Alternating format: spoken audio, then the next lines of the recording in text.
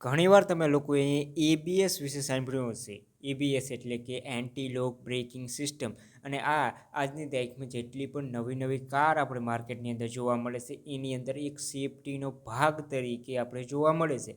ખાલી કારની અંદર નહીં, આ તમને બાઇકની અંદર પણ જોવા મળે છે, આ તમને સ્કૂટીની અંદર પણ જોવા મળે છે. પણ આ શું છે અને કેવી રીતના કામ કરે છે, કેવી રીતના આપણે સેફ રાખે છે, એક સેફટીનો ભાગ કેવી રીતના બને છે, આ વિડીયોની અંદર હું તમને સમજાવું. બેસિકલી તમારે સમજવાનું છે કે આ છે શું, કામ કેવી રીતના કરે છે. તમે જે આ એબીએસ છે, એન્ટી લોક બ્રેકિંગ સિસ્ટમ, એ બેસિકલી કામ કરે છે તમારા બ્રેકને એકદમ જોરથી અપ્લાય કરવાને બદલે ધીરે ધીરે અપ્લાય કરવાનું. તમે લોકો ઘણીવાર એક બ્રેકને જોરથી દબાવતા હોય છે. તમે બાઇકની અંદર હોય કે પછી તમે લોકો કારની અંદર હોય, તમે બ્રેક એકદમથી ઓચિંતાની મારતા હોય ત્યારે તમને ખબર હશે કે તમારી કારનું બેલેન્સ વિખાઈ જતું હોય છે. ઘણીવાર સ્લીપરી સરફેસમાં, ઘણીવાર વરસાદને કારણે રોડ ઉપર સ્લીપરી સરફેસ હોય છે અને એના કારણે કાર ડિસબેલેન્સ થઈ જતી હોય. જે કાર જે સ્પીડમાં જતી હોય એનો બેલેન્સ આખો વિખાઈ જતો હોય. આડાઅવળી ઘણીવાર આખી 360 ડિગ્રી ફરી જતી હોય બ્રેક મારવાના કારણે. ઘણીવાર એ ડિવાઈડરની સાથે અથડાતી હોય છે. તો એ ના થાય અને બ્રેક તમે જોરથી મારી રહ્યા છો પણ બ્રેક જોરથી અપ્લાય ના થાય, એકદમથી અપ્લાય ના થાય, ધીરે ધીરે અપ્લાય થાય, જેથી કરીને ટાયરનું ગ્રીપ જે રોડની સાથે છે એ બન્યું રહે અને એ ટાયરનું ગ્રીપ ના જાય એ માટે એબીએસને કામમાં લેવામાં આવે છે. આજની તારીખમાં બાઇક, સ્કૂટી કે પછી કારની અંદર આપણે જોવા મળે છે એક સેફટીને રીતે.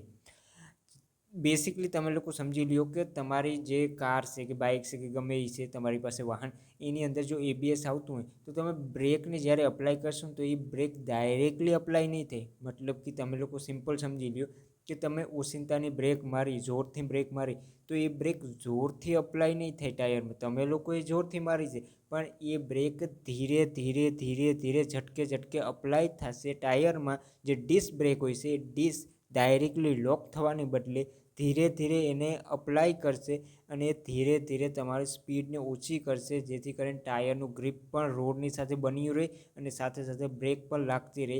એ માટે આને બનાવવામાં આવ્યું છે. આ એક સિસ્ટમ છે જે એક સેફટીનો ભાગ કરે છે, સેફટીનો ભાગ ભજવે છે, જેના લીધે ઘણીવાર ઘણી બધી પ્રોબ્લેમ્સને આપણે ફેસ નથી કરવી પડતી. આપણે ના ખબર હોય કે આપણે કારની અંદર એબીએસથી આપણે બચી ગયા છે પણ આપણે જોરથી બ્રેક મારી છે પણ એ બ્રેક જોરથી લાગી નથી, અપ્લાય નથી થતી. એક સિસ્ટમના થ્રુ સેફટીને લીધે એ એબીએસ ધીરે ધીરે અપ્લાય કરીને તમારી કારને રોકી દીધી છે. જો તમે ધીરે ધીરે બ્રેકને અપ્લાય કરતા હોય તો એ તો એકદમ સિમ્પલ છે. પણ તમે જો જોરથી બ્રેકને લગાડી હોય છે, ઘણીવાર વરસાદના કારણે જ્યારે સરફેસ એકદમ સ્લીપરી હોય છે ઘણીવાર, તો એ ટાઈમે જે બ્રેક તમે લગાડો છો ત્યારે ડાયરેક્ટલી આખું બેલેન્સ વિખાઈ જતું હોય, કારનું હોય કે પછી બાઇકની અંદર તો એકદમ સિમ્પલ પડી જ જવાનું થઈ જાય છે.